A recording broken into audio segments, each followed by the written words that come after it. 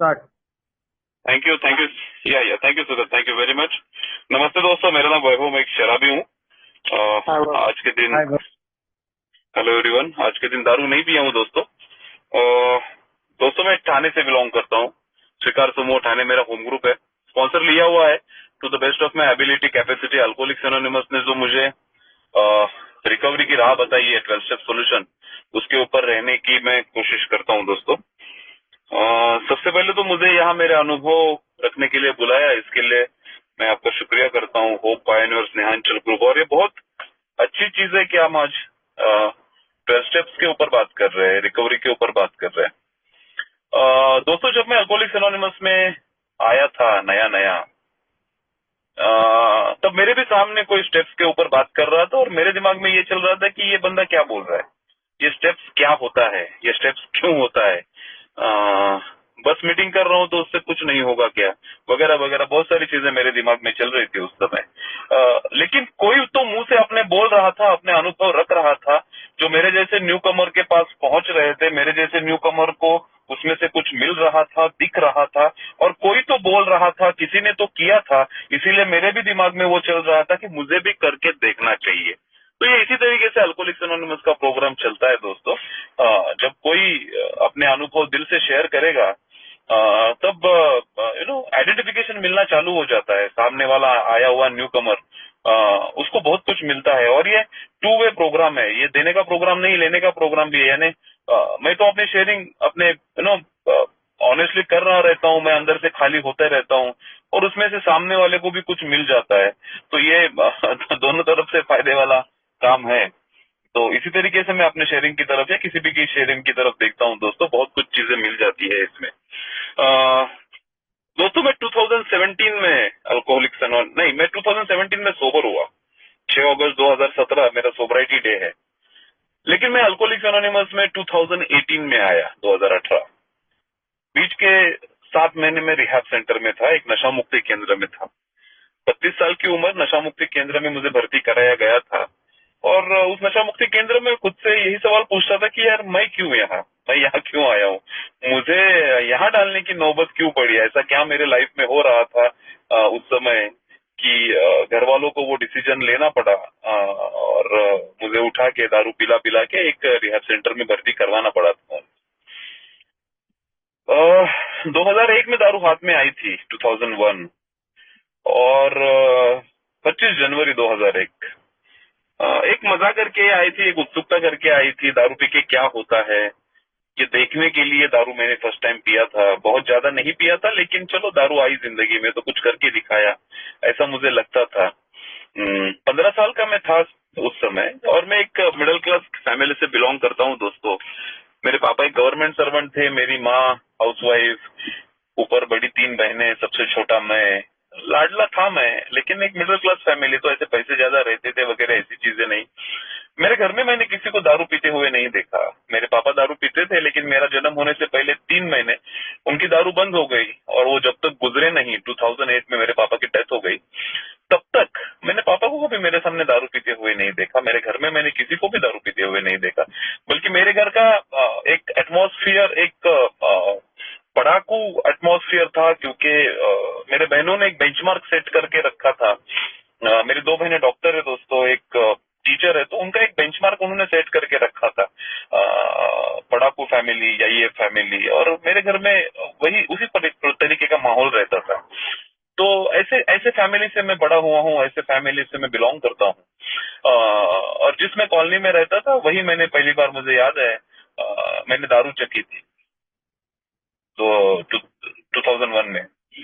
और फिर कभी कभार पीते थे हम मजा करने के लिए। पैसे ज्यादा नहीं रहते थे, मैंने जैसे कहा, तो 3-4 महीने में, 2-3 महीने में एक आध बियर ले ली, 2-3 लोगों में पी। बियर भी साला पानी में डाल के पीते थे, उस समय पीने की भी अकल नहीं थी।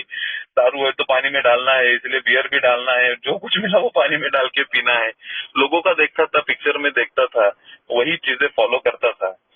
समझ में नहीं आता था, और अच्छा लगता था यार, थोड़ा बहुत ही ना, दारू पीने के बाद, थोड़ी दारू चढ़ने के बाद मजा करता था, खुद को फ्री पाता था, अंदर से खुल जाता था, हंसता था, नाचता था, खेलता था, गाड़ी जोरों से चलाता था। तो एक वो जिंदगी अच्छी लगती थी।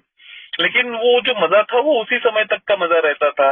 एंड नेक्स्ट डे फिर अपना काम करो, अपनी पढ़ाई करो, अपने काम देखो, वही अपनी नॉर्मल जिंदगी लाइफ। और उस समय अगर मुझे कोई कहता कि ये दारू मत पी, आगे जाके इससे भयंकर चीजें तेरे लाइफ में होने वाली है, तो शायद से मुझे वो यकीन नहीं होता, शायद से मैं विश्वास नहीं करता कि यार मेरे साथ ऐसे कैसे हो सकता है। तो मैंने दारू हाथ में ली थी या मैं दारू पी रहा था, बेवड़ा बनने के लिए नहीं पी रहा था। मुझे नहीं पता था कि आगे जाने आगे जाके क्या क्या चीजें होने वाली है। और इस प्रकार से दारू लाइफ में आई, धीरे धीरे बढ़ने लगी। 12वीं कक्षा तक मैं तो मेरे घर में ही रहता था, उसके बाद मैं हॉस्टल चला गया। हॉस्टल में जाने के बाद थोड़ी और छूट मिल गई, लेकिन पैसे तभी भी नहीं रहते थे क्योंकि मिडिल क्लास फैमिली से हूँ। तो जब जो कुछ पॉकेट मनी थोड़ा बहुत मिलता था तो फिर उसी में से सब कुछ गुजारा करना पड़ता था। तो वहां भी हम महीने में 15 दिन में एक बार पीते थे। लेकिन मुझे पता है कि मेरा पीना बाकी बच्चों से अलग था। बाकी बच्चे थोड़ा थोड़ा पीते थे, बस बोलते थे, उल्टी करते थे, वो चालू हो जाता था और उनके सामने बैठ के मैं इतनी सारी दारू पीता था और मुझे कुछ भी नहीं होता था।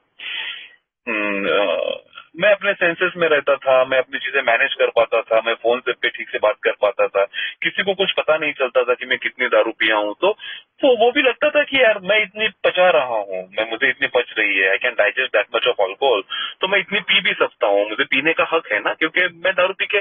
सो दारू पीने का हक किसको है ना, मुझे है। क्यों है? क्योंकि मैं इतनी दारू पी रहा हूँ, इतनी दारू पचा रहा हूँ। एंड सेकंड चीज, मैं उससे कुछ झगड़े नहीं कर रहा हूँ, किसी को मेरा प्रॉब्लम नहीं है, और नहीं भी रहता था। तो मुझे दारू पीने का हक है। नेक्स्ट डे मॉर्निंग चलो फिर से उठा, नो हैंगओवर, नथिंग, फिर से अपने अपने काम करो, कॉलेज का देखो, ये करो। तो कॉलेज की जिंदगी एक रहती थी। मैं भी कॉलेज की जिंदगी खूब जिया हूँ, खूब मजे किए हैं हमने। क्लासरूम में मैं बहुत कम रहता था, बाहर हम ज्यादा रहते थे।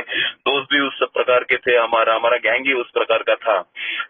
तो चलो यार, कॉलेज के जो कुछ मेरे 4, 4.5, 5 साल है वो गुजर गए। उसमें दारू बीच बीच में आती रही, मैं पीता रहा, प्रॉब्लम एज सच नहीं था। तो ये 2001 से जो दारू पीने का सिलसिला चालू हुआ था, वो 2011, 2012 जब तक मेरा ग्रेजुएशन नहीं हुआ, वो रेगुलरली चलता था, कोई प्रॉब्लम नहीं आया। बीच में दोस्तों 2008 में पापा की डेथ हो गई। अनएक्सपेक्टेड था मेरे लिए पापा की डेथ होना। इट वॉज सडन ब्लो, एकदम सडन से वो न्यूज आई थी। एंड एक हंसता खेलता परिवार जो बिखर जाता है ना, जो मैंने मेरे सामने देखा कि सब बिखता मेरा। एक 2 मिनट में मेरी जिंदगी यहाँ से वहां हो गई। बाप का साया एक बहुत बड़ी चीज रहती है एक बेटे के ऊपर, लेकिन वो हट गया उस 2008 में। और वो समय है कि वहां मैं एंटी गॉड हो गया, तो भगवान को गालियां देने लगा, है ना। हमेशा सोचता था कि यार ये सब चीजें हैं तो मेरे पापा के साथ ऐसा क्यों हुआ। तो दैट वाज एक सडन ब्लो जो बहुत मायने रखता है मेरे लाइफ में। उस समय मुझे याद है कि मैं पहली बार डिप्रेशन में गया था। तब मैंने किसी साइकियाट्रिस्ट से कंसल्टेशन नहीं किया था, नो डाउट, लेकिन मुझे वो समय अभी भी याद आता है। तो मैं उससे कंपेयर कर पाता हूँ अपने अल्कोहलिज्म के लास्ट वाले समय के साथ, कि जहां मेरी मानसिक परिस्थिति एकदम से वही रहती थी। तो वो 2008 का वो पूरा साल मेरा डिप्रेशन में गुजरा है। मैं सोचता था क्यों जी रहा हूँ, ये जी के क्या होने वाला है, क्यों करना है ये सब कुछ चीजें, कभी तो मरना ही है, तो क्यों ये सब कुछ, एक वो निगेटिव, सब चीजों की तरफ निगेटिवली देखना, सब चीजों को ये करना। तो इस प्रकार से मेरा एक भावनिक विश्व हो गया था उस समय। चलो, लेकिन उसमें से भी मैं निकला, कुछ कारण हुए। मैं ड्रामा में एक्टिंग करता था, वो चीज मेरे लिए बहुत मायने रखती थी। I was very passionate about drama. मैं एक अच्छा एक्टर हूँ, ऐसा मैं मानता हूँ। लेकिन वो एक्टिंग ही थी या वो जो ड्रामा ही था जिसने मुझे उस डिप्रेशन से निकाला था 2008 के। तो ये 2011-12 तक लाइफ ऐसे ही चलती रही दोस्तों। उसके बाद पोस्ट ग्रेजुएशन, चलो ग्रेजुएशन कंप्लीट हो गया, अभी पोस्ट ग्रेजुएशन करना है और सीखना है और बड़ी डिग्री मिलाना है। तो उसके बाद फिर 1-1.5 साल मैंने जॉब भी किया, क्योंकि पैसे की कमी रहती थी, क्योंकि घर में कमाने वाला कोई नहीं था, मैं अकेला था उस समय। मैं और मेरी माँ दो ही थे लोग हम, क्योंकि बहनों की शादी हो चुकी थी तब तक। तो कुछ पैसे कमाने हैं, इसलिए मैंने गवर्नमेंट जॉब किया। 1-1.5 साल तक मैं सिविल हॉस्पिटल में जॉब किया, सोलापुर में था उस समय में। थोड़े बहुत पैसे कमाए, उस पैसों से फिर मैंने उसके आगे का मैंने प्रिपरेशन चालू किया। और 2013 में मैं मेरे पोस्ट ग्रेजुएशन में गया। तब तक मेरा दारू का ये सिलसिला चालू रहता था। पीता था लेकिन प्रॉब्लम नहीं थी, अब तक भी जिंदगी में कोई प्रॉब्लम नहीं थी। 2013 टू 2015 जिंदगी के ये 2 साल है कि जहां मैं दारू से कंप्लीट दूर रहा। काम बहुत रहता था, दारू पीने का समय नहीं मिलता था, या पता नहीं, लेकिन उस समय तक भी दारू हावी नहीं थी मेरे ऊपर। तो 2015 का यानी 2013 टू 2015 ये 2 साल भी मैं दारू से दूर रहा। तो 2008 में मैं दारू से दूर रहा 1 साल तक, जब मेरे पापा की डेथ हो गई। 2013 टू 2015 ये 2 साल में मेरे दारू से दूर रहा, जहां मुझे समय नहीं मिलता था दारू पीने के लिए। तो ये दारू से दूर रहने के जो समय है, ये बीच बीच में मेरे जिंदगी में ये पीरियड्स आते रहे। तो एक लगता था, एक कॉन्फिडेंस था कि दारू किस खेत की मूली है, जब चाहे पियो जब चाहे छोड़ो।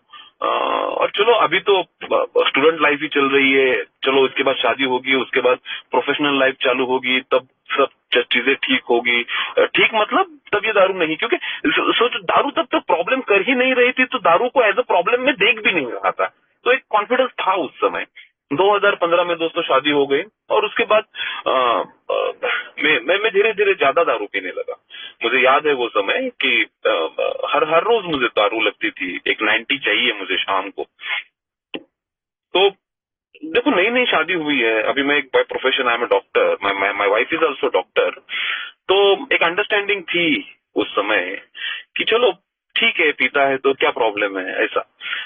हम नए जमाने के, अभी हम यंग है, ये है वो है, एंजॉय करने का पीरियड है, ओके नो प्रॉब्लम। तो उस समय ये सब चालू हो गया था मेरा। लेकिन थोड़े थोड़े दिनों के बाद ना मेरी वाइफ मुझे बोलने लगी कि ठीक है तू कभी कभार पीते जा, कोई प्रॉब्लम नहीं है मुझे, लेकिन तू ये हर रोज जो पीता है ये गलत है, ऐसा मत कर। तो वो वाइफ की तरफ से वो रेड सिग्नल आना चालू हो चुके थे। मेरी शादी को 1.5-2 महीने ही हुए होंगे उस समय, और वो रेड सिग्नल आ रहे थे, मुझे दिख रहे थे। लेकिन जब तक वो मुझे लगता था ना वो गेम मेरे हाथ में नहीं था, जो मुझे लगता था दारू किस खेत की मूली है, जब चाहे पीऊं जब चाहे छोड़ू, लेकिन वैसी बात नहीं हुई। और दारू धीरे धीरे मेरे पे हावी होने लगी थी उस समय। ज्यादा नहीं पीता था, लेकिन शाम होती थी, घंटी बजती थी, 90 पीना है, 90 पीना है। तब तक अच्छा नहीं लगता था, मूड नहीं बन रहा है, कॉन्फिडेंस नहीं है, बोलने का मन नहीं कर रहा है, खाने का मन नहीं कर रहा है, नींद ठीक से नहीं आ रही है। ये सब रीजन मेरे पास बहाने रहते थे, और मैं जाके पी लेता था। घर आता था, वही सब चीजें, फिर बीवी के साथ वो थोड़ा थोड़ा झगड़ा चालू होने लगा। और जब बीवी मेरे को टोकने लगी, मत कर मत कर मत कर, लेकिन मैं छोड़ नहीं पाया। मुझे हमेशा लगता था कि नहीं करना है, लेकिन वो नहीं हो नहीं रहा था मेरे से, आई डोंट नो व्हाई। और मैं फिर से पीता था। तो ये चलता रहा दोस्तों। धीरे धीरे मेरी दारू की क्वांटिटी बढ़ने लगी, 90 की 1 हो गई, 1 की 1.5 क्वार्टर हो गई। पता नहीं चलता था मैं कितना पी रहा हूँ। वो जो समाधान पहले 90 में आता था वो 90 में नहीं आ रहा है अभी। तो और अच्छा लगने के लिए और एक 90, उसके बाद और एक 90, और वो चलते रहा। दारू की स्मगलिंग चालू कर दी थी मैंने मेरे घर में, क्योंकि बीवी टोकने लगी, झगड़े बढ़ने लगे, और अच्छा भी नहीं लगता था ना उस समय वो सब चीजें कि यार मैं दारू की वजह से बीवी मेरे को झगड़ा कर रही है। तो मेरे को कम पना में ना वो एक अलग ही फीलिंग थी वो। तो दारू स्मगलिंग होना चालू हो गया, घर में दारू की बोतल छुपाना चालू हो गया। मैंने बहुत सारे परम्यूटेशन कॉम्बिनेशन ट्राई किए कि मैं दारू घर में छुपा के कैसे लाऊं। अंडरवेयर में दारू छुपाओ, जैकेट में दारू छुपाओ, सॉक्स मैंने बड़े खरीद लिए थे, फुटबॉल जो प्लेयर सॉक्स पहनते हैं वो वाले, क्योंकि उसमें उसमें छोटी छोटी 90 की बोतल छुपाना आसान रहता है, क्योंकि वाइफ चेक करती थी ना। तो वो भी मैंने किया, यानी मैंने हर परम्यूटेशन कॉम्बिनेशन चालू, क्योंकि दारू तब तक मेरी जिंदगी की प्रायोरिटी हो चुकी थी। मैं दारू से दूर नहीं रह पा रहा था, मुझे दारू चाहिए चाहिए चाहिए।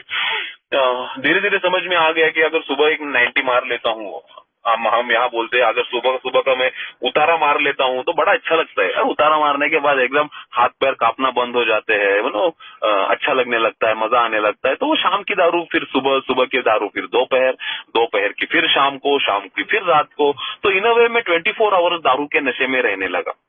मेरा उस समय पीने का ये तरीका था, 90 चढ़ाओ, थोड़ी उतरने लगी, फिर 90 चढ़ाओ, थोड़ी उतरने लगी, फिर 90 चढ़ाओ। तो ये उतरती थी मैं चढ़ाता था, उतरती थी मैं चढ़ाता था। तो और ये मैं दिन में कितनी 90 पी रहा हूँ, दिन में कितना दारू पी रहा हूँ, मेरे पास कोई उसका हिसाब नहीं रहता था। घर में झगड़े बढ़ रहे थे, गाली गलौज की चीजें आ गई थी, मारपीट की भी चीजें आ चुकी थी। मेरे और दारू के बीच में कोई भी आता था तो मुझे अच्छा नहीं लगता था, है ना। फिर वो झगड़े, फिर एक वो मैनली, वो मेल डोमिनेंस वो चालू हो गया। बीवी को धमकियां देना चालू हो गया, तू निकल जा यहाँ से, तेरी जरूरत नहीं है, मैं दूसरी शादी कर लूंगा, ये कर लूंगा, वो कर लूंगा। मेरी कंप्लेंट्स चालू हो गई।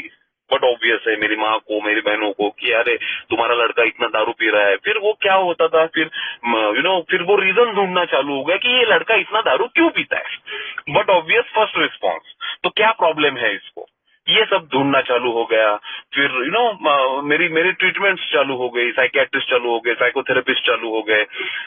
लेकिन वो मैं दारू से ज्यादा दिन दूर नहीं रह पाता था। मैं हमेशा सोचता था दारू से दूर रहना है, क्योंकि वो घर की हालत ना मुझसे देखी नहीं जा रही थी। मैं सुबह उठ रहा हूँ तो एक कोने में पड़ा हूँ, बीवी दूसरे कोने में पड़ी है, मैंने बीच में उल्टी करके रखी है। मेरा शादी का नया एल्बम दोस्तों उस पे फाड़ा हुआ है, शादी का नया, मेरे शादी को 5-6 महीने नहीं हुए हैं और मेरा शादी का एल्बम वो उल्टी में फाड़ के डाला हुआ है। और वो फाड़ा हुआ एल्बम कल मेरे हाथ में पड़ा। मैं अभी गांव में आया हूँ तो वो सब पुराने बॉक्सेस निकाल रहा था, तो उसमें वो फटा हुआ एल्बम मुझे कल दिख गया। सब मेरी यादें ताजा हो गई। तो ये सब शादी के 6 महीने के बाद मैंने मेरे घर का नरक बना के रखा था। नरक, कुछ नहीं बचा था उस घर में। वो सब चीजें होती रही। आप कितना भी पैसा कमाओ, पैसा कम पड़ता है, फिर दारू पीने के लिए पैसा कहाँ से लाना है। तो चलो इसकी टोपी उसके सर, उसकी टोपी उसके सर, ये सब चीजें चालू हो गई। घर में चोरियां चालू होने लगी। बीवी के पर्स से पैसे निकालो, उसके गहने ले लो, वो रखो किसके पास, उससे बैच पे पैसे ले लो या बेच दो। ये सब चीजें चालू हो गई। मैं मेरे जिंदगी की 30 साल की उम्र तक ये भी पता नहीं था कि मैं ये गोल्ड किसके पास रख सकता हूँ और पैसे ले सकता हूँ। मुझे नहीं पता था, ये सब चीजें मुझे कभी करने की जरूरत नहीं पड़ी थी उस समय। लेकिन मुझे पता चला यार ऐसा भी होता है, ऐसे भी पैसे मिलते हैं। तो वो सब चालू हो गया। तो दारू इतनी प्रायोरिटी बन गई कि चाहिए, किसी भी हालत में चाहिए, कुछ भी हो मुझे चाहिए। फिर वो एक माज रहता है, एक मेरे को लगता है कि मैं कितना बड़ा शराबी है, मैं 5 स्टार में पीता है, मैं 3 स्टार में पीता है, मैं रम पी स्कॉच पीता है, ये करता है, वो करता है। काहे का स्कॉच और काहे का क्या, जितना पैसा है उसमें ज्यादा से ज्यादा दारू आना मांगता है। तो फिर वो स्कॉच भी चलेगा, पैसा ज्यादा है तो, पैसा कम है तो ब्लेंडर स्प्राइट भी चलेगा, और पैसा कम है तो सारा बैक पाइपर भी चलेगा, और पैसा नहीं है चल सारा संतरा उठा, दारू चाहिए। 100 रुपए में 2 क्वार्टर कौन सा आता है वो अपने को चाहिए, खत्म। अब मैं अपने को ही बोलता था क्या फर्क पड़ता है, ये भी दारू वो भी दारू, और क्या फर्क क्या पड़ता है, मुझे कोई फर्क नहीं पड़ता मेरे दिमाग में स्कॉच है या मेरे दिमाग में संतरा है। मेरे को तार बना रहना चाहिए बॉस। तार ये उतर गया तो मेरा प्रॉब्लम होना चालू हो जाता है। 24 आवर दारू के नशे में रहना है मुझे। इसमें बहुत सारे झगड़े, मारपीट, बहुत सारा नुकसान, पता नहीं क्या करता था मैं नशे में।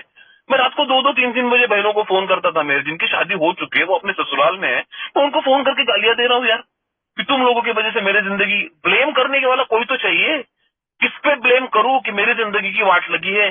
तो बीवी पे ब्लेम करो, माँ पे ब्लेम करो, ससुर पे ब्लेम करो, सास पे ब्लेम करो, बहनों को ब्लेम करो, गर्लफ्रेंड्स पे ब्लेम करो, दोस्तों को ब्लेम करो, जो चाहिए जिसको चाहिए मैं ब्लेमिंग गेम चालू हो गया था। और हर कोई यही सोच रहा था कि इसकी दारू कैसे बंद हुई, क्या करना चाहिए। मेरे घर में हर 15 दिन में मीटिंग बैठता था यार। एक जगह ससुराल वाले बैठे, एक जगह मेरे घर वाले बैठे, बीच में मैं खड़ा है मुंडी डाल के नीचे। मेरे को वो पूछ रहे दारू पिएगा पिएगा पिएगा, मैं मुंडी नीचे डाल के बोलता था नहीं पिएगा नहीं पिएगा नहीं पिएगा। अरे लेकिन मेरे को अंदर से पता था यार ये नहीं होने वाला है मेरे से। मैंने कितनी सौगंधे आज तक खाई, नहीं पीऊंगा नहीं पीऊंगा नहीं पीऊंगा, मेरे से नहीं होता है।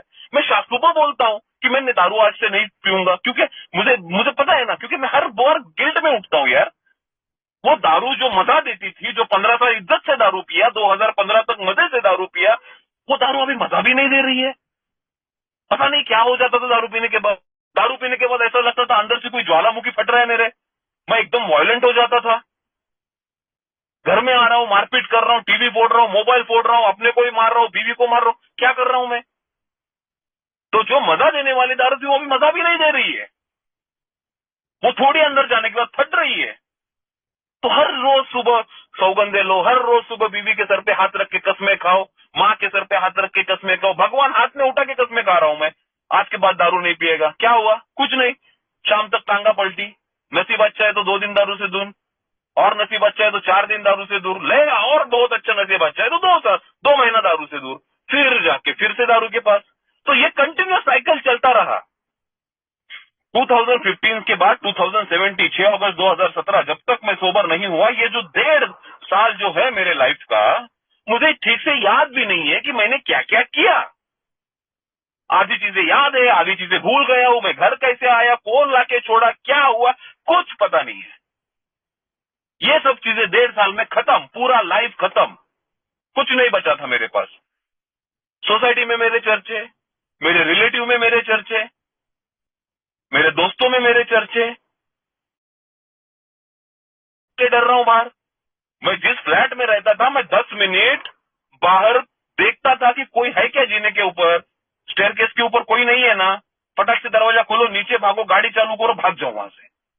आते समय मैं बीवी को फोन करता था कि दरवाजा चालू रख, क्योंकि मैं आऊंगा, बेल बजाऊंगा, तू अंदर से आएगी, वो 5 मिनट जाएंगे, 2 मिनट जाएंगे दरवाजा खोलने के लिए, तब तक मुझे अगर किसी ने देख लिया तो वो भी सहन नहीं होता था। दरवाजा खोल के रख, मैं आ रहा हूं। ये सब चालू हो गया था। सोसाइटी में मैं झूलते झूलते आता था, मैं सोसाइटी में घुस रहा हूं, बच्चे नीचे खेल रहे, बच्चे अपने अपने घर भाग रहे। ये कभी मैंने सोचा नहीं था मेरे साथ होगा, ये हो रहा है मेरे साथ। मैंने मेरा वो घर बदल दिया, मैंने वो जगह बदल दी। मैं बोला अभी दूसरे शहर जाऊंगा, अच्छा कुछ करके दिखाऊंगा, दारू मेरा प्रॉब्लम है। और मैं दूसरे शहर गया जहां मुझे लगा कि मैं जिंदगी की एक नई शुरुआत करूंगा, अच्छे से रहूंगा, दारू कभी नहीं पीऊंगा। वहां जाने के बाद मैं बिंज ड्रिंकर बन गया। एक जो पहले शहर में था वहां रेगुलर ड्रिंकर था, दूसरे शहर गया बिंज ड्रिंकर बन गया। 15 दिन, 1 महीना, 2 महीना दारू से दूर, फिर से दारू हाथ में आ गई, फिर चढ़ा लिया, खत्म। एक बार चालू होने के बाद आगे 10 दिन क्या कर रहा है किसी को ही पता नहीं। कितना पी रहा हूं, दारू पीने के बाद क्या कर रहा हूं, दारू पीने के लिए क्या कर रहा हूं, कुछ याद नहीं। बीवी छोड़ के जाने लगी, चीजें डाइवोर्स तक पहुंच गई, घर में झगड़े ही चालू है, कोई ठीक से बात नहीं कर रहा है। मेरे दिमाग में हमेशा कुछ ना कुछ चलते रहता है, मेरा दिमाग शांत नहीं है। ये सब चीजें मेरे साथ हो रही थी दोस्तों। ऐसी कंडीशन में 32 साल की उम्र में मैं सुसाइडल बन गया था। मुझे इस तरीके की जिंदगी नहीं जीनी थी। जिस तरीके से मैं जिंदगी जी रहा था, मेरे सपने ये नहीं थे मेरे जिंदगी के साथ यार। मैं डॉक्टर हूँ यार, अच्छा सर्जन हूँ मैं, मेरा एक हॉस्पिटल होना चाहिए, मेरी वाइफ डॉक्टर है, उसका भी एक वेंचर होना चाहिए। ये सपने थे मेरे। किसका सपना था 32 साल की उम्र में घर वालों ने किसी रूम में मुझे लॉक करके रखा है। मैं 10 दिन नहाया नहीं हूँ, दारू पीने के लिए पैसे नहीं मिल रहे तो मैं मारपीट कर रहा हूँ। ये किसने सोचा था? ये मेरे सपने थे लाइफ के साथ नहीं थे यार। लेकिन वो चीज आ गई थी सामने मेरे, और मैंने सोच लिया था कि अभी इस तरीके से जिंदगी नहीं जीना है, मेरे को खत्म करना है अपने आप को, मेरे को मर जाने का है, नहीं जीने का है मेरे को। हाथ टेक दिए थे मैंने, सुसाइडल बन गया था मैं। और ऐसे कंडीशन में घर वालों को भी शायद पता नहीं यार ये भगवान कैसे काम करता है, लेकिन घर वालों ने उसी समय मुझसे उठाया वहां से।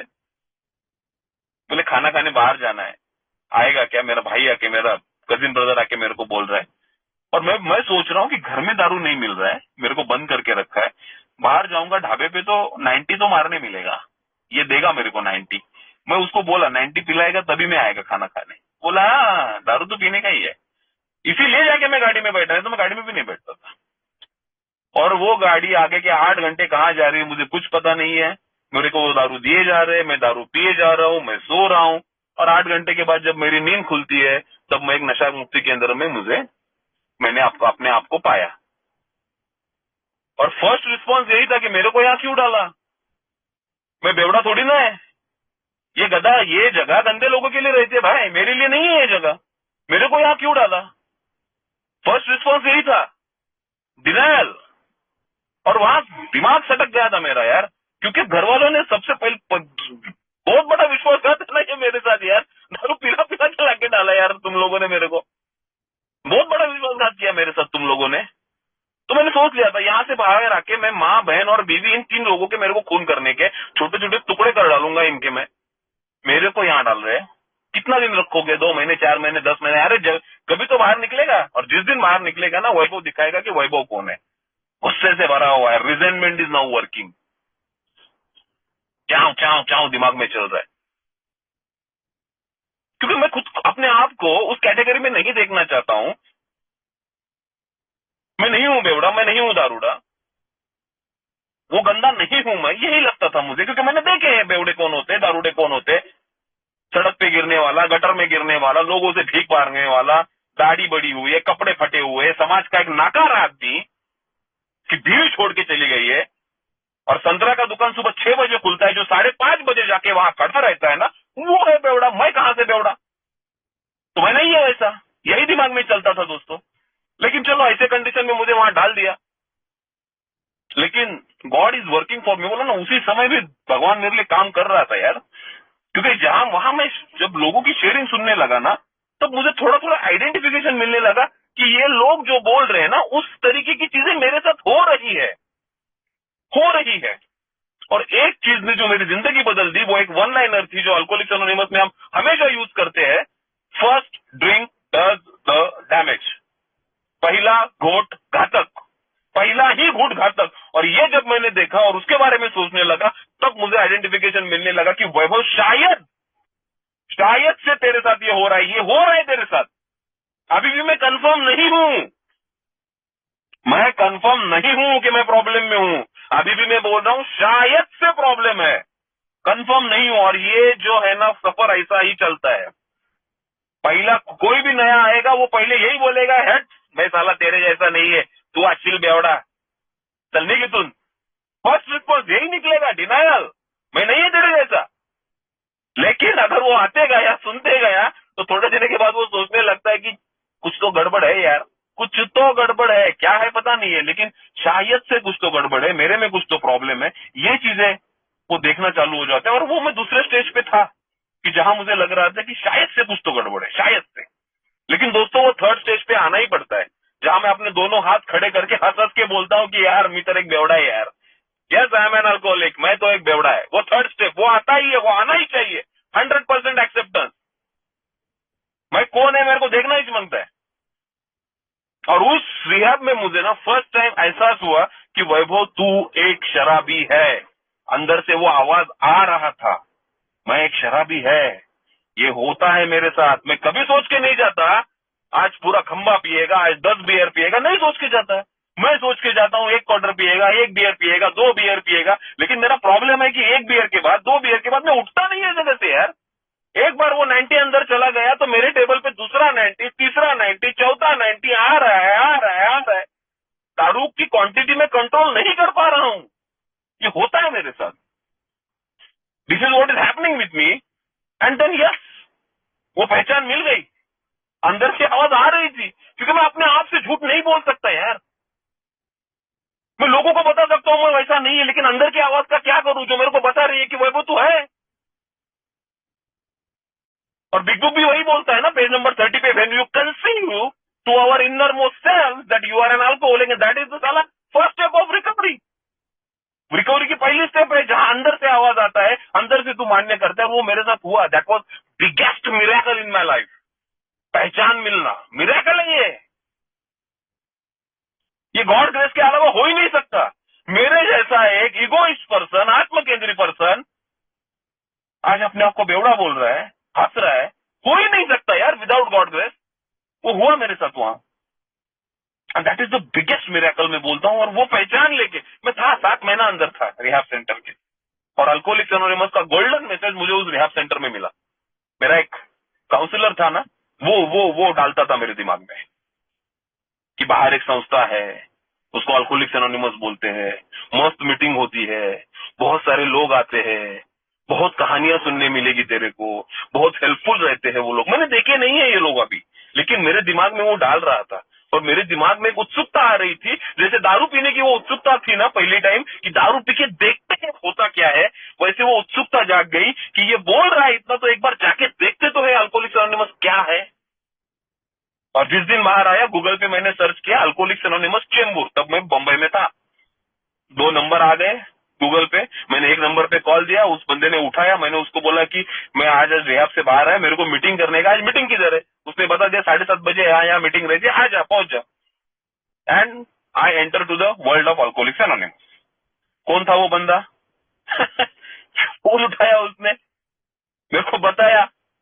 It is God grace, God always works anonymously.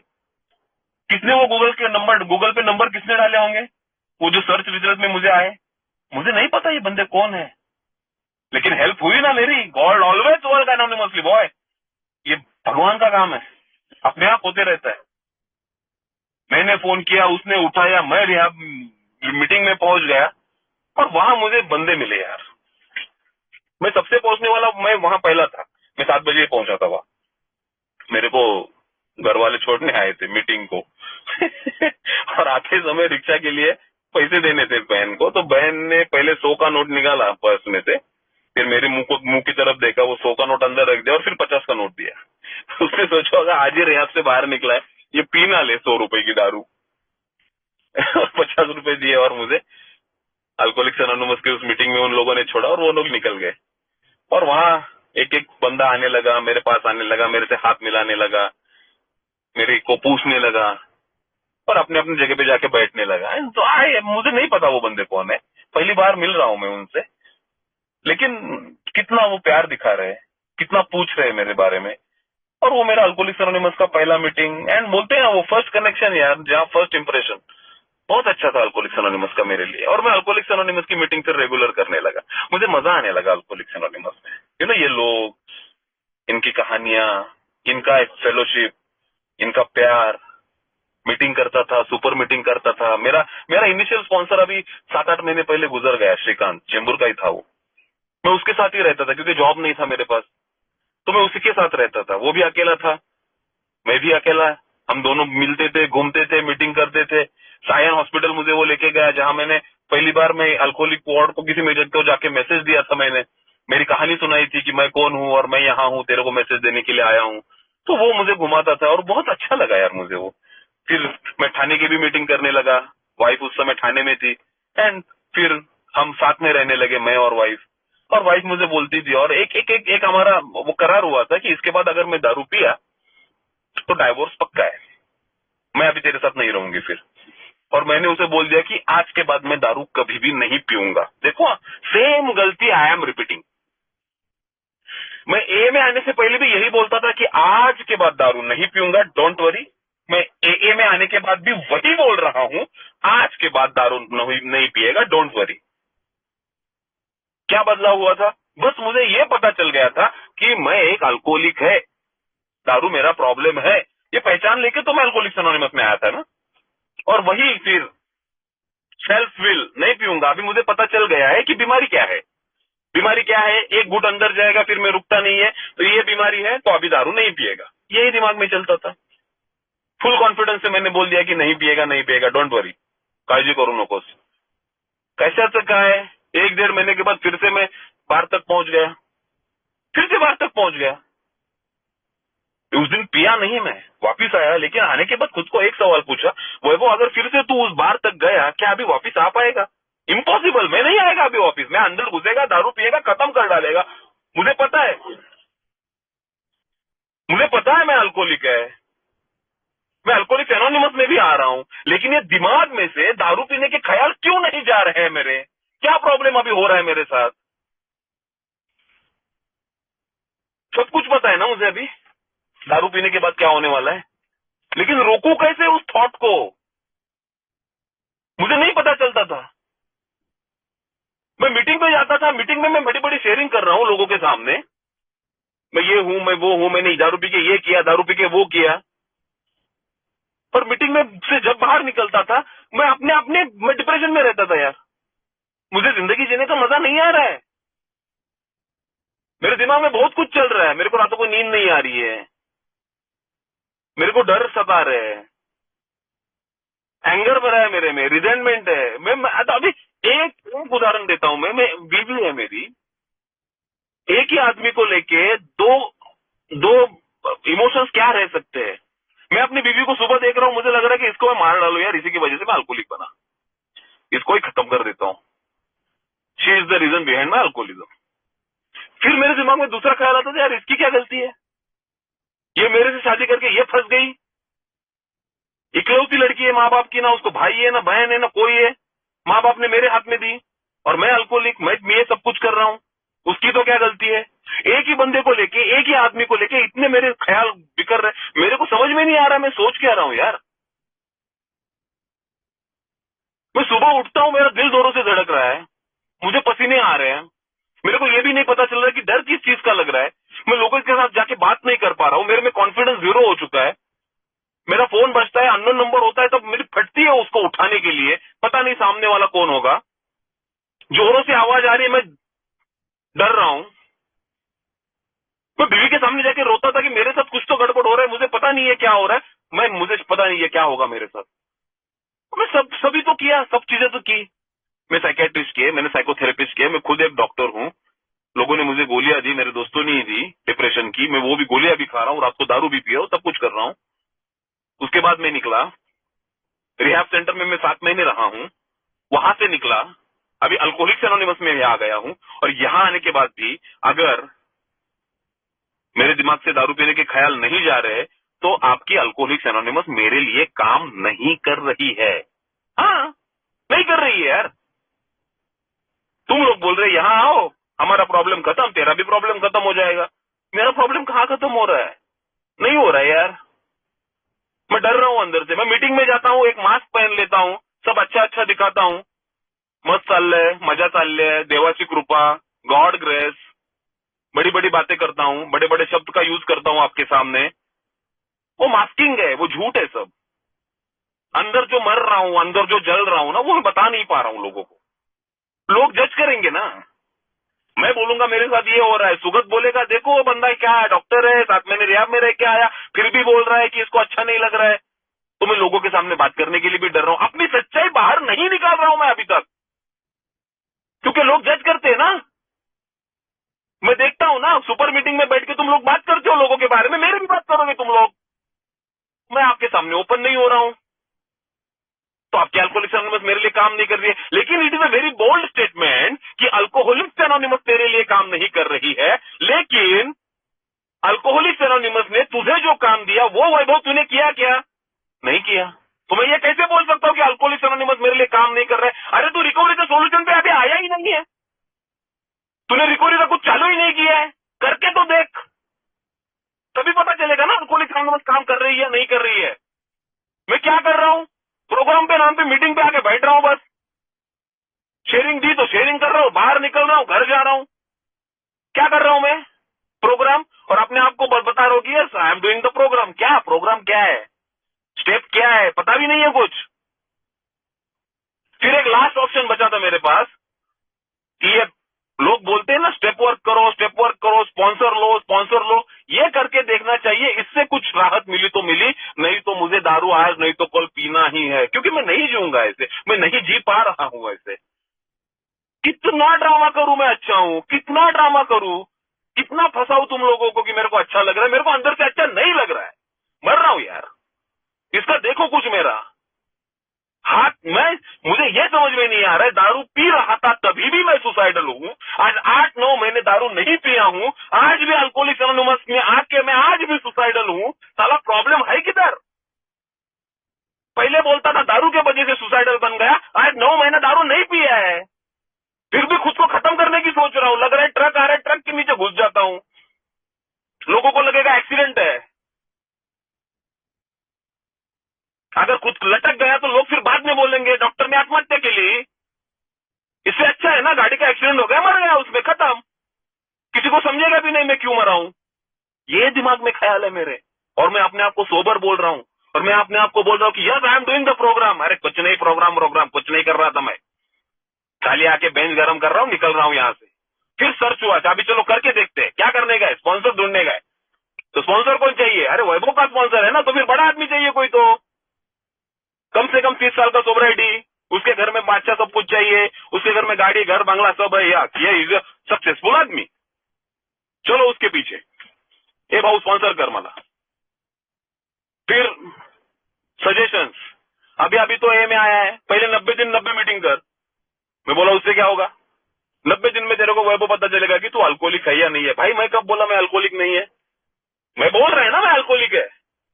मेरे मेरे दिमाग में किंतु परंतु नहीं है अभी कि मैं अल्कोहलिक हूं या नहीं हूं।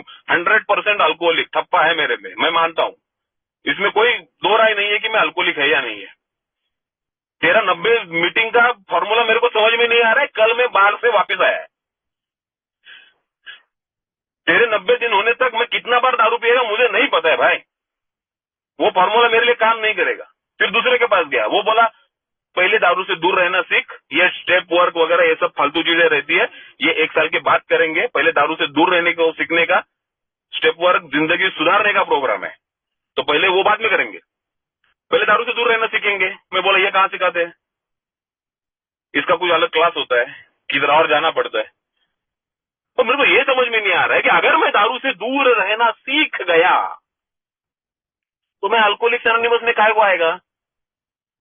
नहीं आएगा। मैं मेरे को अभी सीख गया ना मैं, भाई मेरा प्रॉब्लम ही अल्कोहल ही है ना। उससे दूर नहीं रह पा रहा हूं, इसीलिए तो घूम घूम के यहां आया हूं। उससे दूर नहीं रह पा रहा हूं, इसीलिए घूम घूम के यहाँ। और यहाँ आप बोल रहे हो कि पहले सीख, कहां से सीखूं, कैसे सीखूं, कौन सिखाता है, नहीं पता है मुझे।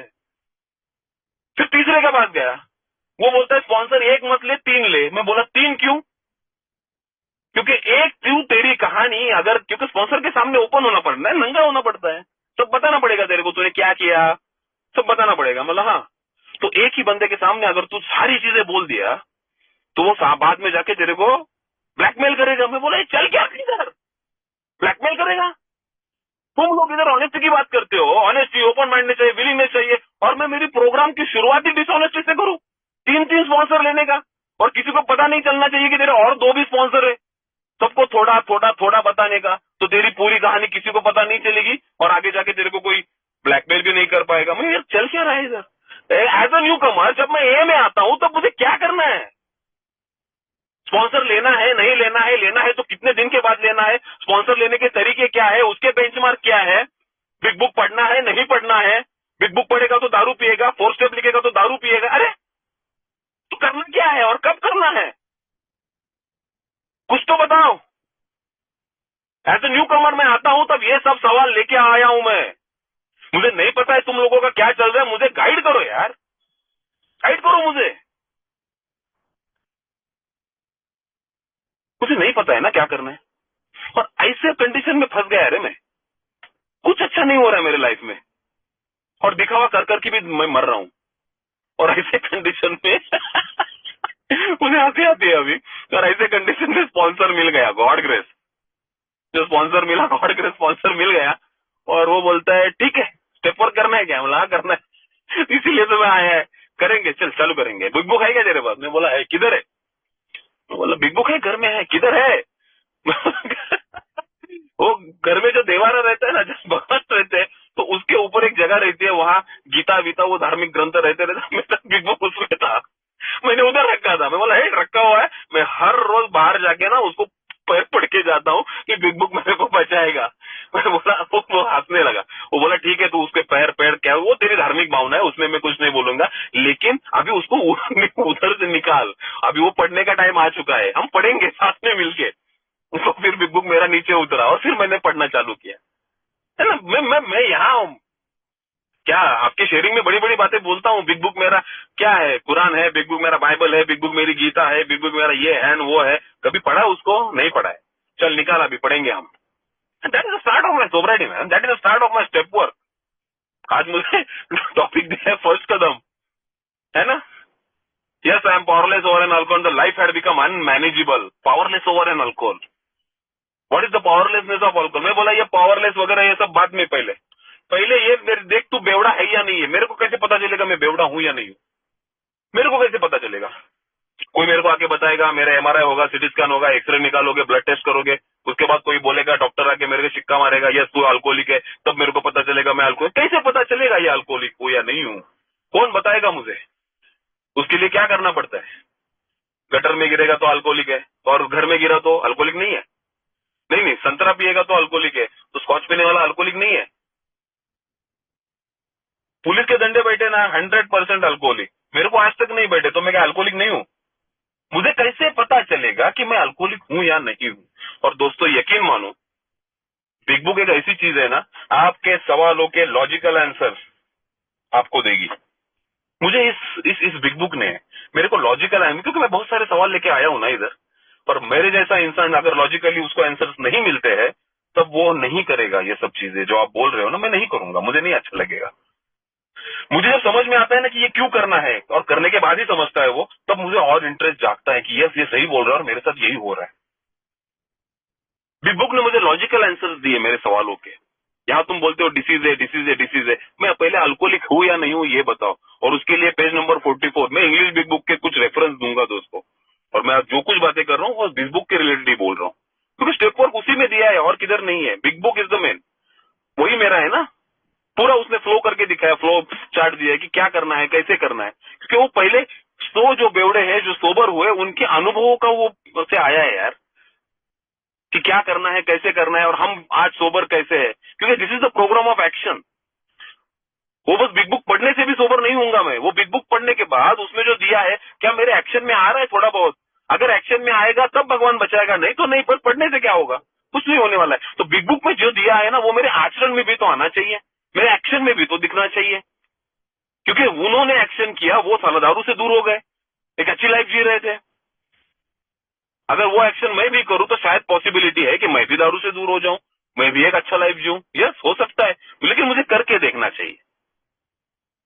तो पहले मैं बेवड़ा हूं या नहीं हूं? पेज नंबर 44, 2 सवाल पूछे बिग बुक ने मुझे, 2 सवाल। पहला सवाल उसने पूछा, when you honestly want to you find you cannot quit entirely. जब आप तू ईमानदारी से चाहता है दारू से दूर रहना और तेरे को यह समझ में आता है कि तू दारू से दूर नहीं रह पा रहा है, ऐसा वैभव तेरे साथ होता है क्या? मैं बोला होता है, 100% होता है। मैं कितनी बार सोचा दारू नहीं पिएगा, शाम तक मेरा टांगा पलटी, 2 दिन के बाद टांगा पलटी, 4 दिन के बाद, 2 महीने के बाद टांगा पलटी। यस, मैं सोच रहा हूं दारू नहीं पीने का, लेकिन मैं फिर से दारू के पास जा रहा हूं, ये मेरे साथ होता है। Okay, no problem. फिर उसने तुरंत दूसरा क्वेश्चन मेरे को पूछा, एंड व्हेन यू ड्रिंक, और जो तू दारू पीने के लिए बैठता है वैभव, तब दारू के क्वांटिटी पे तेरा कंट्रोल है क्या? कितना पीने का है तेरे को समझ में आता है क्या? मैं बोला वो नहीं समझ में आता है अपने को भाई। थोड़ा पीने जाता है, थोड़ा का और थोड़ा और थोड़ा और थोड़ा, और कब वो बढ़ जाता है, कब मैं गिर जाता है, कब मैं मार देता है या कोई मुझे मार देता है, मुझे कुछ नहीं पता चलता। मैं ब्लैकआउट में चला जाता हूँ। क्वांटिटी के ऊपर आपका ना कंट्रोल नहीं है, बिल्कुल नहीं है। 2 सवाल, दारू छोड़ने की इच्छा है, दारू छूट नहीं रही है, ऐसा होता है। दूसरा सवाल, और दारू पीने बैठता है, क्वांटिटी पे कंट्रोल नहीं है, ऐसा होता है? होता है। ये दोनों चीज मेरे साथ हो रही है। और वो बोलता है फिर बिग बुक, अगर ये दोनों चीज तेरे साथ हो रही है तो तू शायद से एक शराबी है। और फिर शायद ये शब्द उसने डाला ना, प्रोबेबली एन अल्कोहलिक। कदाचित तू असू शकतोस एक दारूडा। Probably, why probably? क्यों प्रोबेबली? मुंह पे बोलना, मेरे को डायग्नोसिस देना, और फिर बिग बुक और अल्कोहलिक्स एनोनिमस अपने हाथ खड़े कर देते हैं कि भाई मेरे को नहीं पता है तू अल्कोहलिक है या नहीं है, ये तेरे को डिसाइड करना पड़ेगा तू है या नहीं। हम नहीं बताएंगे तेरे को तू अल्कोहलिक है या नहीं है।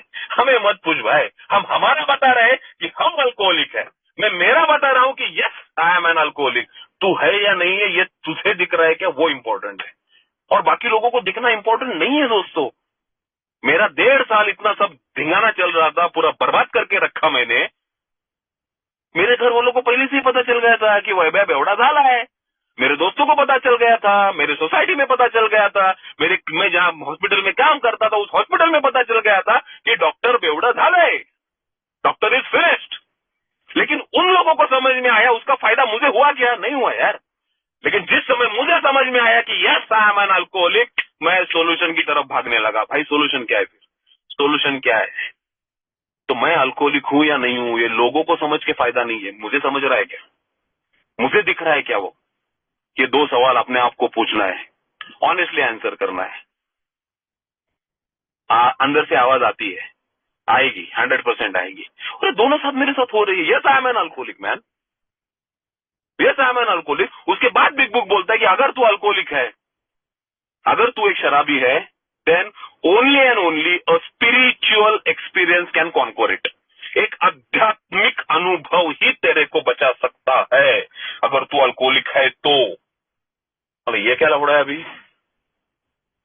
आध्यात्मिक अनुभव ये कहां से मिलेगा? तो फिर तुरंत मेरी धार्मिक भावनाएं जाग जाती है ना। बचपन से जो देखा है मैंने, तो तुरंत धार्मिक भावनाएं, आध्यात्मिकता और धार्मिकता का गड़बड़ करना मैं चालू कर देता हूं। फिर कहां मिलेगा आध्यात्मिक अनुभव? कोमड़ा काटना पड़ेगा, बकरा काटना पड़ेगा, किसी दरगाह में जाना पड़ेगा, चर्च में जाना पड़ेगा, मंदिर में जाना पड़ेगा। मैं वैष्णो देवी की चप्पल निकाल के निकल जाता हूँ, पैर में बड़े बड़े फोड़े आएंगे तो मेरे को आध्यात्मिक अनुभव हो जाएगा। अरे यार मैं इधर सोलापुर से वो पंढरपुर, हमारे यहाँ इतना बड़ा यात्रा निकलता है, मैं उस यात्रा में जाएगा, 150-200 किलोमीटर पैदल चलेगा, फिर मेरे को आध्यात्मिक अनुभव आ जाएगा। नहीं मैं तिरुपति में जाके बाल काट के आएगा, फिर मेरे को आध्यात्मिक अनुभव कहां से आएगा? How to get that alcoholic आध्यात्मिक अनुभव? और फिर मेरा 12वां कदम मुझे बोलता है, स्टेप 12, इन कदमों के परिणाम स्वरूप, अगर ये कदम मैं करता हूं, अगर ये कदम हम करते हैं, तो इन कदमों के परिणाम स्वरूप एक आध्यात्मिक जागृति होती है। How beautiful is this man, how beautiful. तो बिग बुक बस प्रॉब्लम बोल के रुक नहीं रहा है कि तू अल्कोहलिक है। Yes I am an alcoholic is a problem statement. उसके बाद वो तुरंत सोल्यूशन भी बता देता है कि यस अगर तू अल्कोहलिक है तो एक spiritual experience is your solution. लेकिन वो स्पिरिचुअल एक्सपीरियंस मिलेगा कैसे, उसके लिए ये हाईवे भी उसने बता दिया कि ये 12 स्टेप है भाई, ये कर, ये करके होगा तेरे साथ बॉस। सब मेरे को थाली में परोस के दे दिया उसने यार, एक ही जगह पे, कहीं नहीं जाना है मुझे। मेरे को प्रॉब्लम बता दिया, प्रॉब्लम का सोल्यूशन बता दिया, और सोल्यूशन कैसे पाना है वो भी बता दिया। कितना सिंपल कर दिया उसने मेरे लिए सब कुछ। यस, इज गुड यार, वेरी गुड। लेकिन चलो ये तो सारा बेवड़ों की लैंग्वेज हो गई ना। दारू रुक रही है क्या, कंट्रोल में पी पा रहा है क्या, इट्स बेवड़े की लैंग्वेज। इसको कुछ मेडिकल आधार है क्या? मेडिकल आधार है दोस्तों, है। हमारे बिग बुक का जो पहला चैप्टर है, हम उसको पहला चैप्टर नहीं बोलते, लेकिन जो पहला जहां से शुरुआत होती है, doctor's opinion, doctor William Duncan Silkworth, ये बंदा, इस डॉक्टर ने हमें अल्कोहलिज्म बताया, अल्कोहलिज्म समझाया।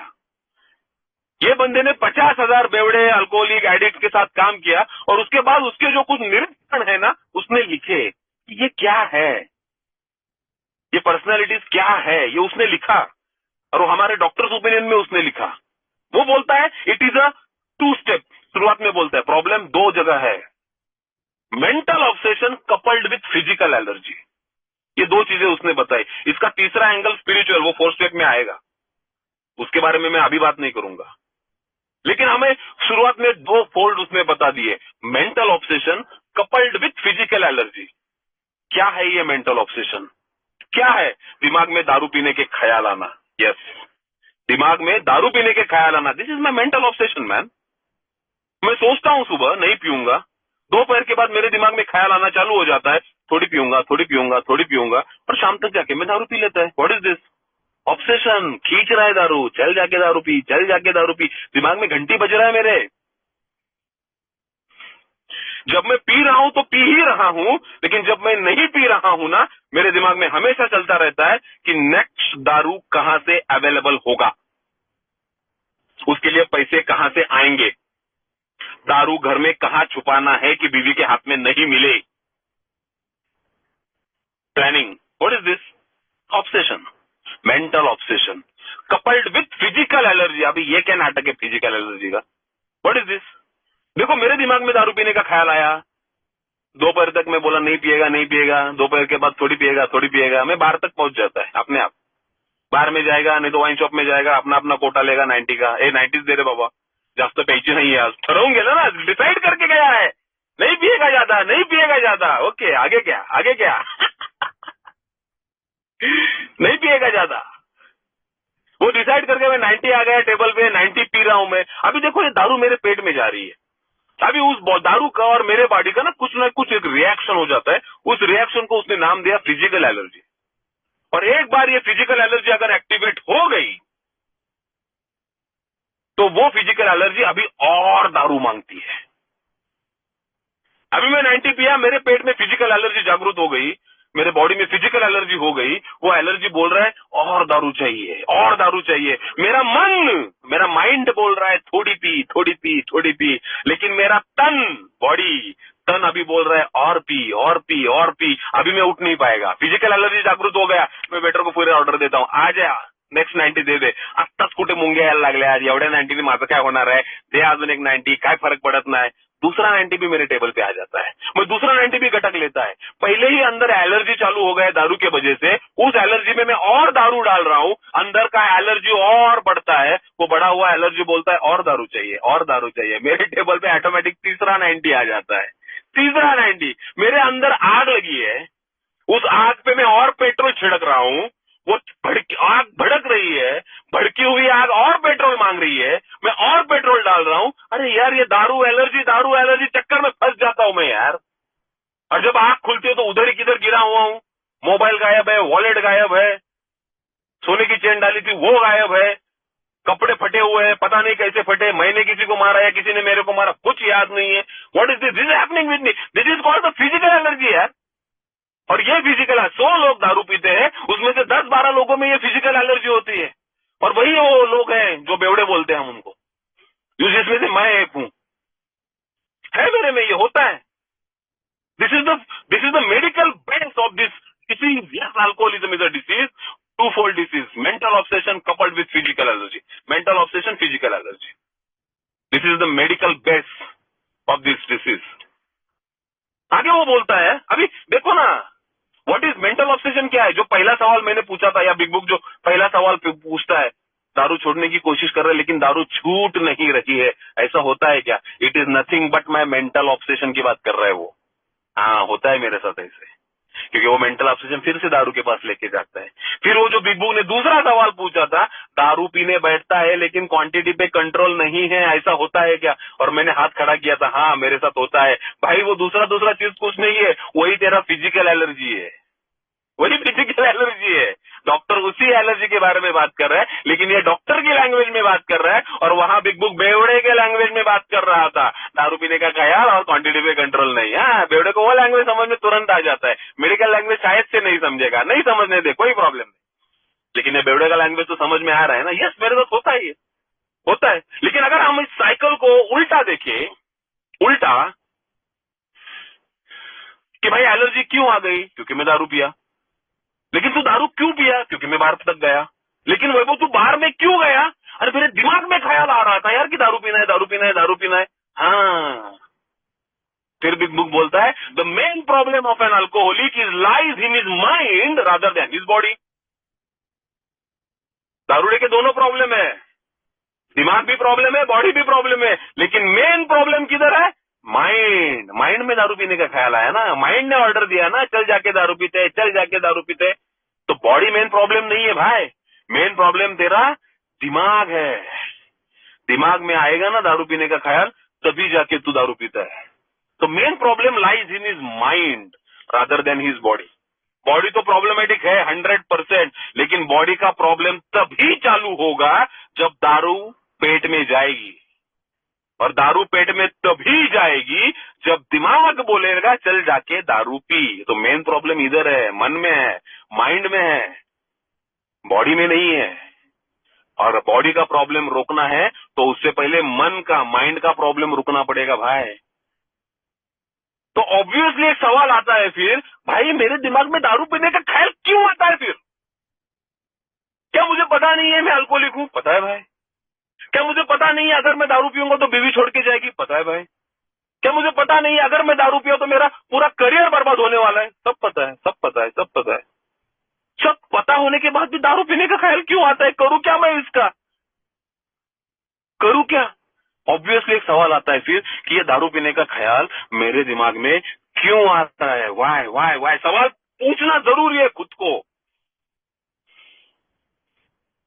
फिर पार्ट आ जाता है अनमैनेजेबिलिटी का। ये तो अभी हमने जो डिस्कस किया वो फर्स्ट स्टेप का आधा पार्ट है। Yes, I am an alcoholic, I am powerless over an alcohol. दारू ना छोड़ पा रहा हूं, ना कंट्रोल में पी पा रहा हूं। हमारे मराठी में बोलते हैं अडकित्ता, सुपारी कातरतो ना आपण, मैं अडकित्ता में फंसा हुआ सुपारी है यार, ऊपर से भी कट रहा है, नीचे से भी कट रहा है। दारू छोड़ने जाता हूं, छूट नहीं रही है, अच्छा नहीं लग रहा है, अच्छा नहीं लग रहा है, इसलिए दारू पीने जा रहा हूं, साला दारू कंट्रोल में पी भी नहीं पा रहा हूं, ना मैं इधर मर रहा हूं ना उधर, मैं जाऊं किधर? ऐसा फंसा हुआ अल्कोहलिक, पावरलेस, कुछ नहीं कर पा रहा है, उसका बेबस हो चुका है उसके सामने की yes I am an alcoholic, I am powerless. लेकिन ये तो हाफ स्टेप है। फिर सेकंड स्टेप आ जाता है पिक्चर में, जब मैं खुद को सवाल पूछता हूं कि भाई मेरे दिमाग में दारू पीने का ख्याल क्यों आता है? तब सेकंड पार्ट आ जाता है फर्स्ट स्टेप का कि yes my life had become unmanageable. What is the unmanageability of life? मुझे लगता था कि दारू पीने के बाद जो मैंने कुछ धूम मचाई ना, that is the unmanageability of my life. Okay, no problem. आज मैं दारू नहीं पिया हूं 9-10 महीने, मैं उस समय की बात कर रहा हूं जब मैं ये फर्स्ट स्टेप के बारे में सोच रहा था। आज मैं 9-10 महीना दारू नहीं पिया हूं, हाँ नहीं पिया हूं, ना अभी मैंने गाड़ी ठोकी, ना किसी को फोन करके रात को गालियां दी, ना मैंने किसी को पीटा, ना किसने मेरे को पीटा, ना घर में मैंने चोरी की, मेरे जेब में अभी थोड़े बहुत पैसे रहते हैं क्योंकि मैं जॉब भी करता हूं। आज मैं जहां सो रहा हूं वही उठ रहा हूं। आज घर में चोरी करने की जरूरत नहीं है, बीवी के गहने जवेरी के पास लेके जाने की जरूरत नहीं है, नहीं है। क्या फिर मेरा अनमैनेजेबिलिटी रुक गया? ये सब चीजें नहीं हो रही है ना, अभी नहीं हो रही है, तो क्या अनमैनेजेबिलिटी रुक गया मेरा?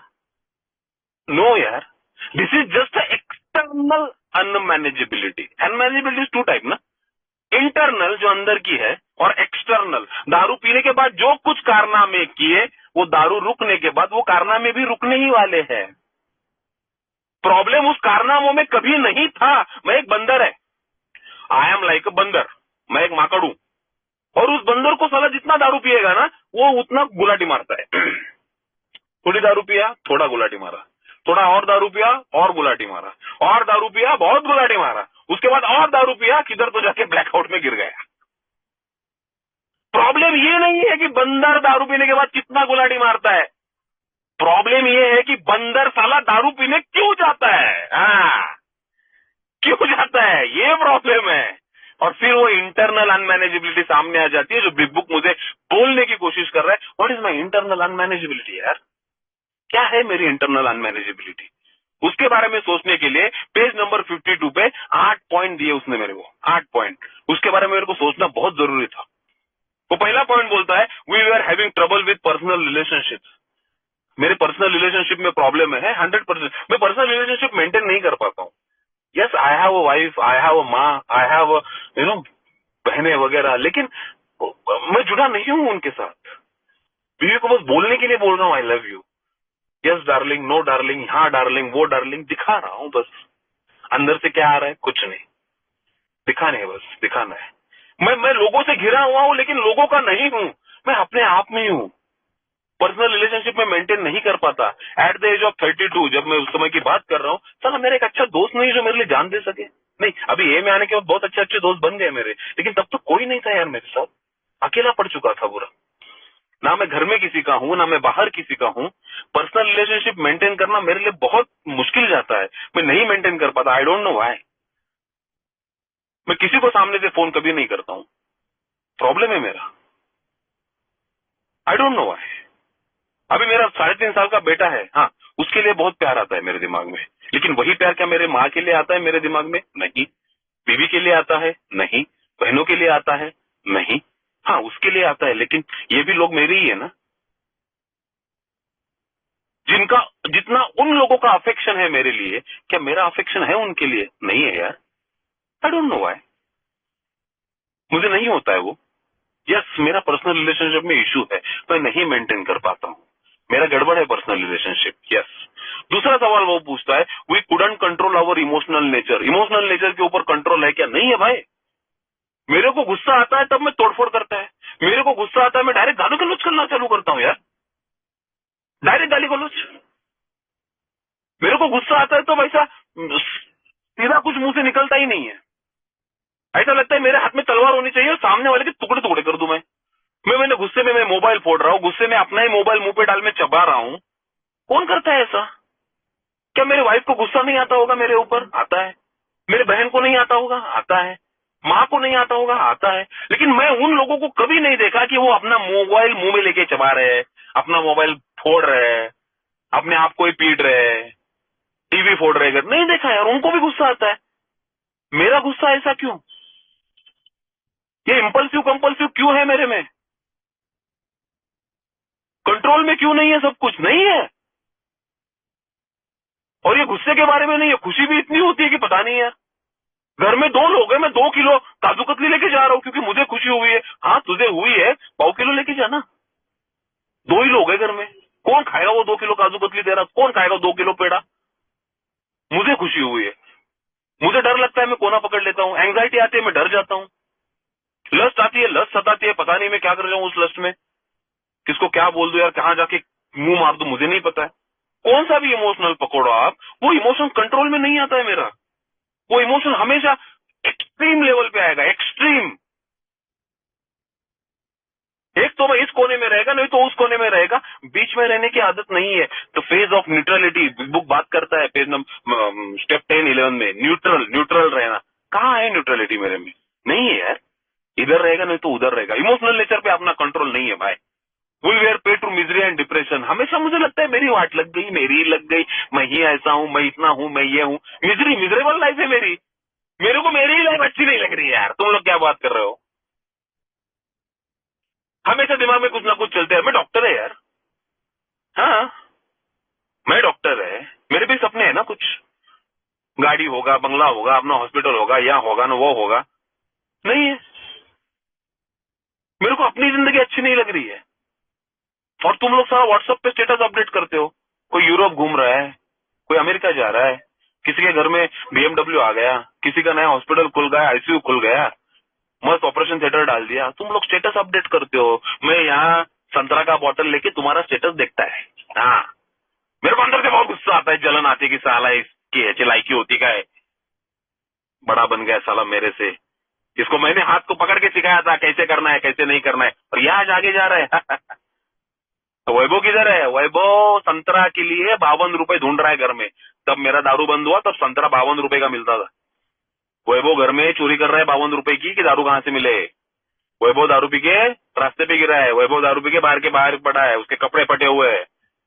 अपनी जिंदगी की तरफ देखता हूँ ना, गंदगी लगती है। 8 साल ये लाइफ कभी एक्सपेक्ट नहीं थी ना अपने को, अपनी लाइफ गंदी लग रही है मेरे को।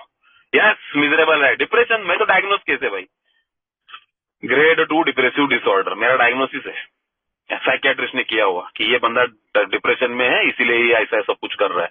मैं डिप्रेशन की गोली भी थोड़े दिन खा के देखा मैंने, कुछ फायदा नहीं हुआ। मैं सुबह डिप्रेशन की गोली खाता था, शाम को दारू पीता था। मैं ऐसा हूँ।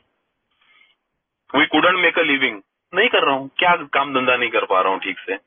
2 दिन जाता हूँ हॉस्पिटल, अगले 10 दिन गायब रहता हूँ। लोग ढूंढने आते हैं, डॉक्टर साहब किधर है? डॉक्टर साहब दारू पी के अपनी उल्टी में गिरा हुआ है घर में। हाँ, दारू की बोतल इधर उधर गिरी है, चकमक इधर उधर फैला हुआ है। डॉक्टर अपने ही रूम में दारू पी के गिरा हुआ है अपनी उल्टी में।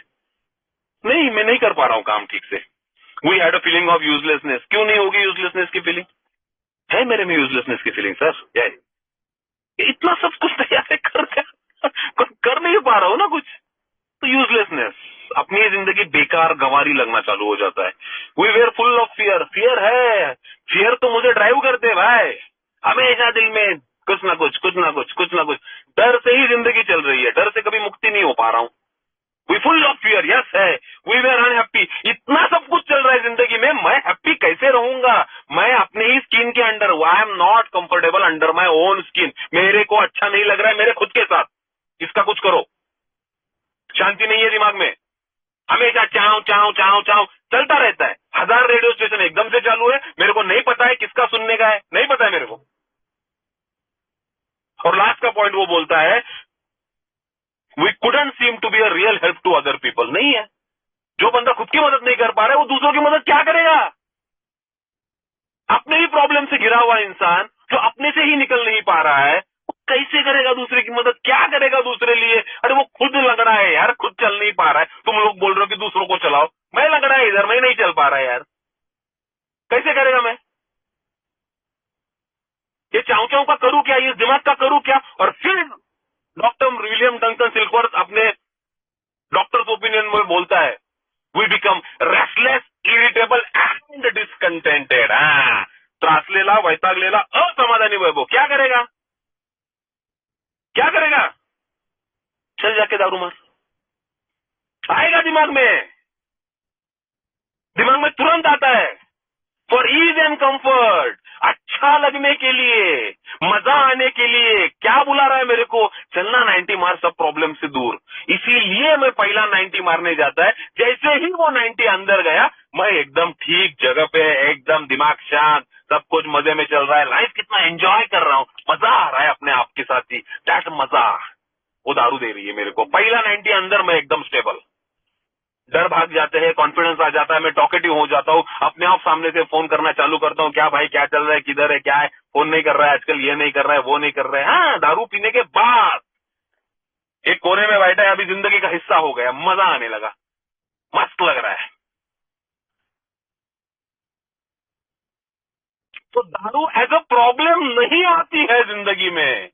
दारू आई as a solution over my that mental issue. चाव चाव चाव हो रही है ना, उसको शांत करने के लिए दारू लग रही है, शांत करने के लिए। मेंटल प्रॉब्लम, बिग बुक बोलता है ना, the main problem of an alcoholic is lies in his mind rather than his body. Body तो प्रॉब्लमेटिक 100% है, लेकिन प्रॉब्लम ये है तेरा इमोशनल अनमैनेजेबिलिटी, भावनात्मक अस्ताव्यस्तता, रेस्टलेस, इरिटेबल, डिस्कंटेंट नेचर। चाव चाव चाव चाव चाव चाव। और ये चाव चाव क्या करता है? पेज नंबर 35 पे वो बोलता है, we shall describe some of the mental state that precede relapse into a drinking for obviously this is the crux of the problem. Problem का क्रक्स क्या है, मुळाशी काय है, जहां अंदर जाके देख क्या है प्रॉब्लम.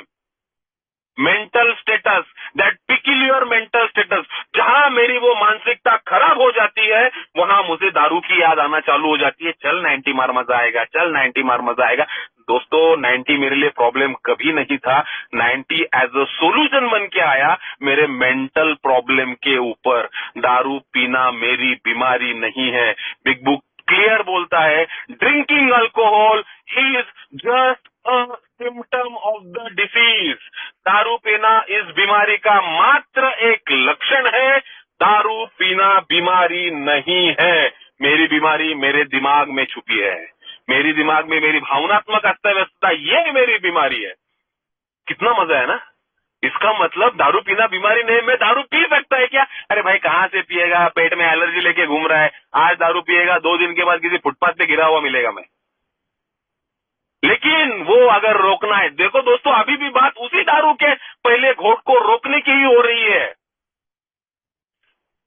बात अभी भी उसी दारू के पहले घोट को रोकने की, पहली घुट को रोकने के लिए हो रही है. लेकिन उसका रास्ता जाता है मेरे दिमाग से. क्यों मैं आत्म शांति प्रार्थना बोलता हूं, क्यों मैं सेरेनिटी प्रेयर बोलता हूं. भाई मैं यहां दारू छोड़ने के लिए आया और तू बोलता है कि God grant me the serenity. क्यों चाहिए सेरेनिटी? क्यों मांग रहा है सेरेनिटी भगवान के पास? क्यों नहीं डायरेक्टली बोल रहा है भगवान मेरे को दारू से बचा, दारू मेरे बचा? नहीं बोल रहा है, तू सेरेनिटी मांग रहा है. क्यों? क्योंकि दिमाग शांत रहेगा तभी तो दारू के पास नहीं जाएगा. अगर दिमाग गर्म हो गया फिर दारू, फिर दारू, फिर दारू. यही तो साइकिल है यार अल्कोहलिज्म की. प्रॉब्लम कभी भी उस बॉटल में नहीं था. बिग बुक बोलता है वो सिम्टम है रे. It is a external manifestation of internal problem. दारू पीना ये एक्सटर्नल मैनिफेस्टेशन है तेरे अंदरूनी प्रॉब्लम्स का. दारू पीना तेरी बीमारी नहीं है. बीमारी उस बॉटल में नहीं छुपी है, बीमारी तेरे खुद में छुपी है. तेरा ये दिमाग, भावनात्मक अस्ताव्यस्तता, and that is the crux बोलता है वो. हे आहे मुळाशी. ह्याच्यावर काय करू शकला तर पॉसिबिलिटी आहे तू दारूपासून दूर राहणार, नाहीतर पॉसिबिलिटी नाही. देर इज नो चान्स साला मेरे लिए, मेरे जैसे शराबी के लिए. हट, नहीं है चांस कोई. मैं कितना भी उड़ ले, कितना भी कुछ भी कर लूं मैं, लेकिन मेरे जैसा शराबी नहीं दारू. मेरे साथ 2 ही चीजें हो सकती है, 2 ही चीजें. एक अल्कोहलिक सर्वस में 2 ही चीजें हैं बेसिकली, दारू नाहीतर देव. दारू पी पी के मरेगा, नहीं तो ये ए में आएगा, प्रोग्राम में आएगा, भगवान के पास जाएगा तभी बचेगा. बीच वाला रास्ता नहीं है मेरे पास. अभी समझ में आ गया, अभी कभी तो 90 मारेगा. अभी ए नहीं चाहिए, समझ में आ गया, हो गए ना 7 साल, हो गए ना 8 साल, नहीं चाहिए. नहीं भाई, प्रोग्राम से दूर, दारू की याद. रिलैप्स होने के लिए कुछ नहीं करना पड़ता. हाँ, सोबराइटी के लिए करना पड़ता है प्रोग्राम. रिलैप्स होने के लिए कुछ नहीं करना पड़ता, अपने आप थोड़े दिन के बाद रिलैप्स मार देगा. हाँ, ये सबकी कहानी है, मेरी भी वही कहानी है. आज ए में हूं इसलिए बचा हुआ हूं. ए से दूर होगा, विकेट पड़ने में देर नहीं होती है. यहां सिंपल है. That is the crux of the disease, that mental status. ये बिग बुक ने मेरे को दिखाया, लॉजिकल आंसर दिए रे, सब लॉजिकल आंसर है ये. लॉजिकल. मैं अपने आप में पहचान रहा था वो सब प्रॉब्लम, अपने आप में दिख रहे थे वो प्रॉब्लम. किस मुंह पे बोलेगा, किस मुंह से अपने आप से झूठ बोलेगा, किस मुंह से जरा आईने के सामने खड़ा रहेगा, अपने आंखों में आंखें डाल के कहां से झूठ बोल पाएगा वो अभी. साला प्रॉब्लम ऐसा खोल के रख दिया है तेरे सामने उसने. उठा सवाल, अभी नहीं, सवाल नहीं है कुछ. यही तो हो रहा है साला. गुस्सा आ गया, दारू लग रही है. कॉन्फिडेंस नहीं है, दारू लग रही है. सेक्स करना है, दारू लग रही है. भूख नहीं लग रही है, दारू लग रही है. नींद नहीं आ रही है, दारू लग रही है. डर लग रहा है, दारू नहीं लग रही है. कब लग रही है दारू? ये जब मेंटल प्रॉब्लम आते हैं ना, उसके बाद दारू लग रही है, उसके बाद दारू लग रही है. दारू सोल्यूशन था यार, दारू कभी प्रॉब्लम था ही नहीं मेरा.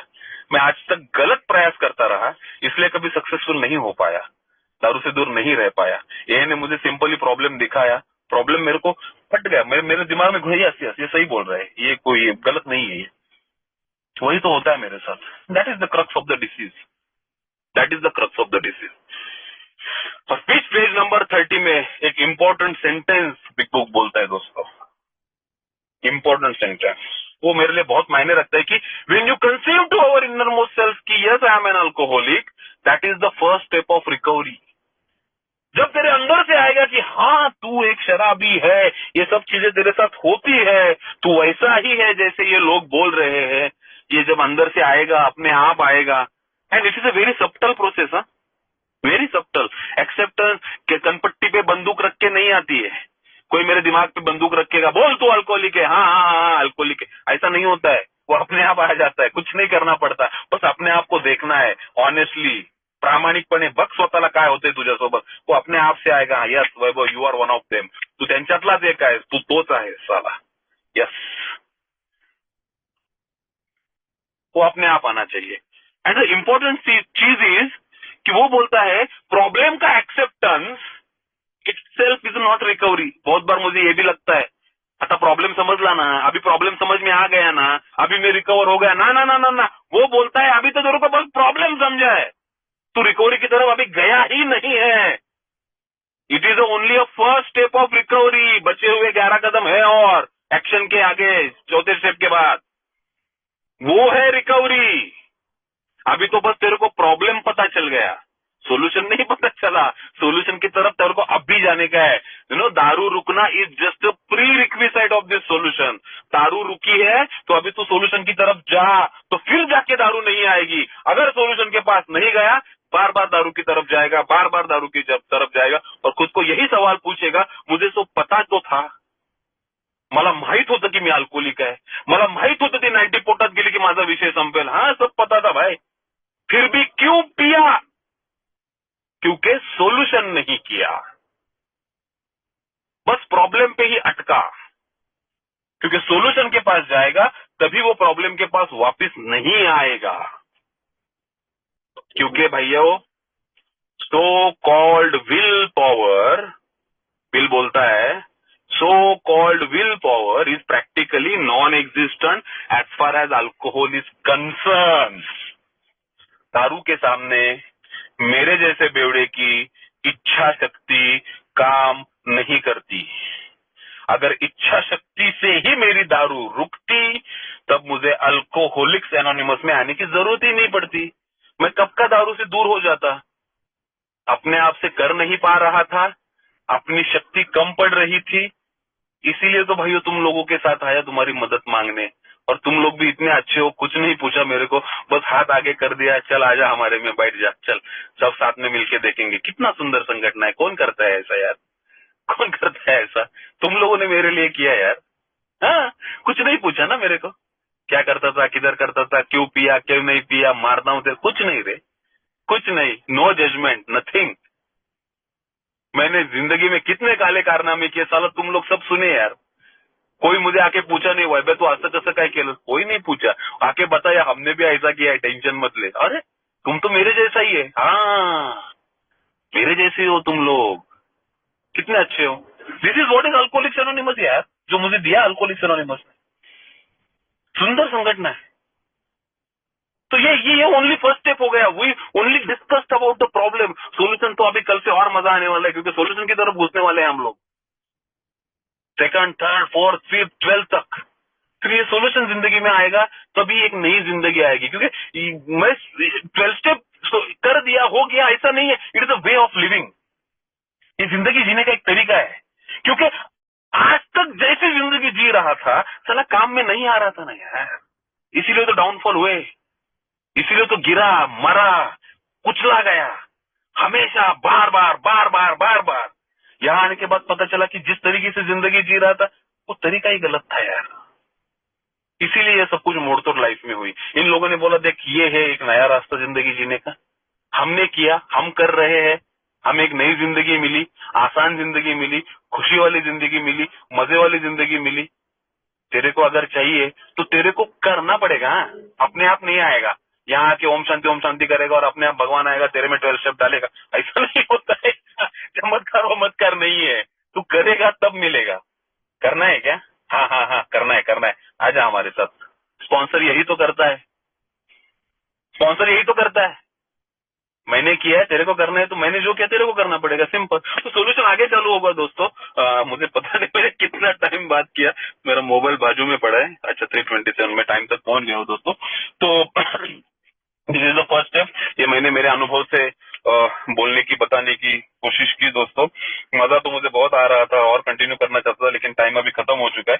तो मैं फिर से होप पायोनियर्स नेहांचल ऑनलाइन ग्रुप का मैं आभार प्रदर्शित करता हूँ। और तुम जो कुछ ये इनिशिएटिव लिया है, इट्स वेरी इंपॉर्टेंट।